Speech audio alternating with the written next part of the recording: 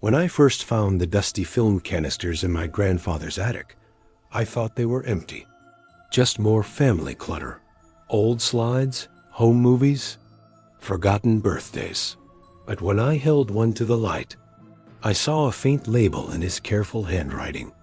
Halloween Reel. I didn't realize it then, but I was holding a time capsule, a ghost story told in paint, music, and mid-century optimism. And tonight, I want to show you what kids actually saw before Saturday morning cartoons became standardized. Before family-friendly got polished. This is what Halloween looked like in living rooms across 1950s America. Subscribe to our channel to stay updated with all creepy historical insights we missed. Before YouTube intros. Before studio logos or skip ads came the cartoon intro. In the 1950s. An intro wasn't just a title card. It was a spell. A musical jingle that told you who made the magic, who paid for it, and what kind of laughter or fright was about to follow. Kids huddled in their pajamas, cowboy prints, flannel sleeves, waiting for the first notes. Maybe it was Casper the Friendly Ghost, floating across a painted night sky to a jazzy tune by Winston Sharples. Maybe it was Mighty Mouse and the Witch's Cat, 1959, swooping in with trumpets blaring and a sponsor's jingle tucked underneath. You see, these intros had jobs to do. They set the tone, advertised the cereal, and promised, in 30 seconds, that the world outside could pause for a little magic. The 1950s were a strange and shining time for cartoons. Television was new. Families were rebuilding after the war, and optimism filled even the smallest things, including Halloween. But optimism had rules. Too scary wasn't allowed. Networks wanted ghosts, not ghouls. Tricksters, not terrors. That's why intros from studios like Famous Studios and Terry Toons often looked the same. Round-edged characters, smiling pumpkins, mischievous bats, and jingles that could have doubled as toothpaste ads. The irony? Many of the artists had drawn propaganda films during the war just a decade earlier. Now, they were repurposing the same orchestral drama to make Casper seem adorable. There was an innocence to it, but also a faint unease. Under all that cheer. Post-war America still had shadows. Atomic fear, conformity, and the quiet question of what might be hiding under the mask. The anatomy of a 1950s. Cartoon intro. Break one down, frame by frame. A real 1950s. Halloween intro usually opened with a title card, painted by hand. Some were literal glass slides, the lettering brushed onto acetate, photographed under light. Then came the music cue. Big band swing meets spooky lullaby. Here strings dip into a minor key, just long enough to tickle your spine before a trumpet burst yanked you back into safety. This was intentional. Composers like Carl Stalling and Sharples knew exactly how far to go before it was too scary for kids. Dissonance gave way to comfort. Fear dissolved into laughter. Finally, the sponsor slate, brought to you by Kellogg's Corn Flakes, the best breakfast under the moon. Yes, even ghosts had sponsors. Every cartoon intro was a business card, a lullaby, and a love letter to imagination, all in 20 seconds flat. What kids actually loved? Ask anyone who grew up in the 50s what they remember, and they'll tell you the same thing. It wasn't the plot. It was the feeling. The flicker of the TV in a dim living room. The way the screen seemed to breathe with you. How the spooky strings made you pull your blanket tighter, but not too tight, because you didn't really want to miss what came next. Kids adored the recurring mascots. Casper, Popeye, Felix the Cat, Tom and Jerry, Woody Woodpecker. But on Halloween week, they lived for the spooky specials. Repackaged theatrical shorts like Boo Moon or Popeye meets the Ghost of the Gallows. There was ritual in it. Dad reading the paper, Mom ironing in the corner, and you staring. waiting for the skeleton to dance again. Cultural shadows, but here's where things get complicated. Some of those old intros, beneath their jazzy innocence, carried messages we can't ignore today, because the 1950s weren't just cozy. They were controlled. Sponsors dictated content. Studios reused outdated caricatures. Some haunted shorts slipped in. Wartime humor or racial tropes that today feel wrong because they are wrong.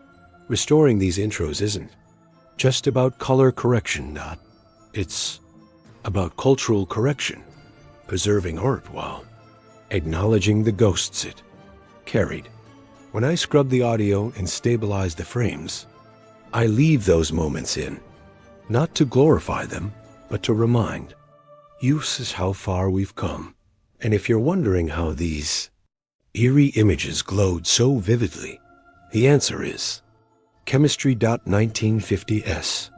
Animation used acetate cells painted with nitrocellulose pigments, layered under studio lights. Sometimes, artists dusted the paint with mica flakes for shimmer. The effect, under film grain, made ghosts appear to glow. By the mid-50s, studios embraced Eastmancolor film, giving us those iconic candy orange pumpkins and sky blue moons. It was cutting edge and volatile. Literally, some of those old cells caught fire in archives, which is why restoration matters so much today. Every frame I clean feels like reviving a ghost made of color and chemistry. Pop culture and celebrity connections. Halloween specials weren't confined to cartoons. They bled into the larger pop culture of the decade. On TV, Andy Williams and Perry Como crooned Halloween medleys. Variety shows staged mini-skits where Frankenstein danced the jitterbug. And yes, the first seeds of what became It's the Great Pumpkin, Charlie Brown, were planted in the 1950s comic strips.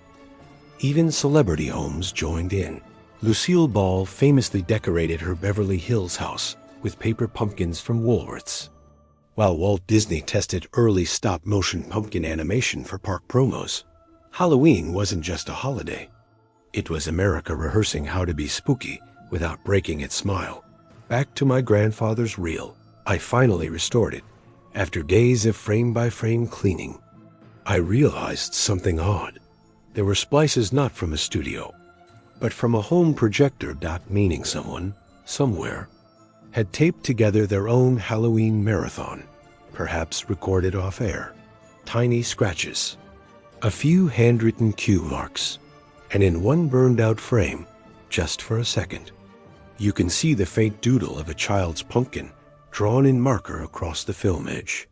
Whoever they were, they left a fingerprint inside the ghost story. That's what this restoration really is. Not about pixels or contrast, but connection. We're not just reviving cartoons. We're reviving the kids who once believed in them, the spooky but safe psychology. Why were these cartoons so powerful? Because they lived in the balance between fear and comfort. Post-war America didn't want real horror. It wanted practice scares, the kind that taught kids bravery without trauma. Psychologists of the era even coined the term, safe fear. Cartoons became emotional rehearsals, ghosts that could be befriended, witches who baked pies, skeletons that danced instead of haunted. The monsters were never truly monsters. They were metaphors for the unknown, for change, for all the small fears families didn't yet have words for. Now let's talk about the work behind the glow. I used digital stabilization to remove flicker, color correction to balance the reds that Eastmancolor oversaturated, and Denoise filters to separate hiss from soundtrack. Sometimes I layer the restored audio under the original to preserve warmth, the crackle that makes it human. When I'm done, I render in 4K, but I always leave one frame imperfect, a reminder that ghosts should never be completely erased. So, what did kids actually watch on those October evenings?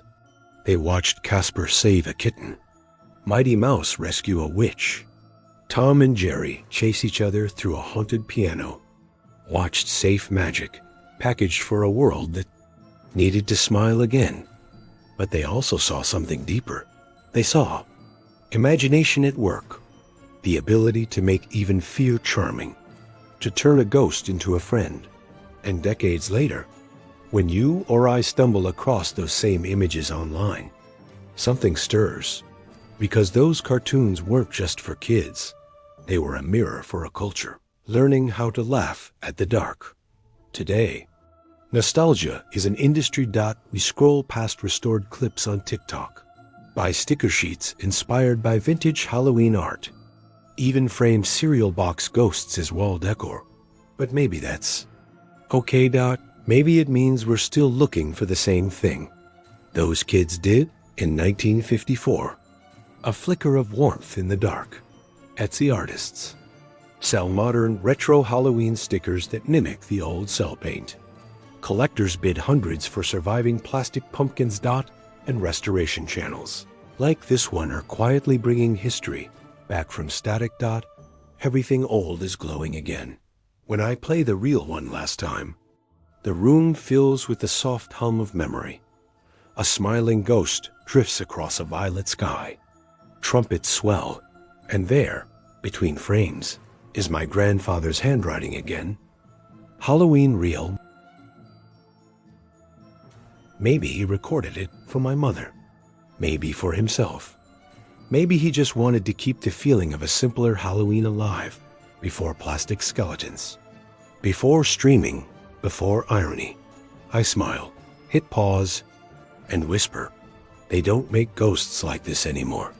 And maybe that's exactly why we should.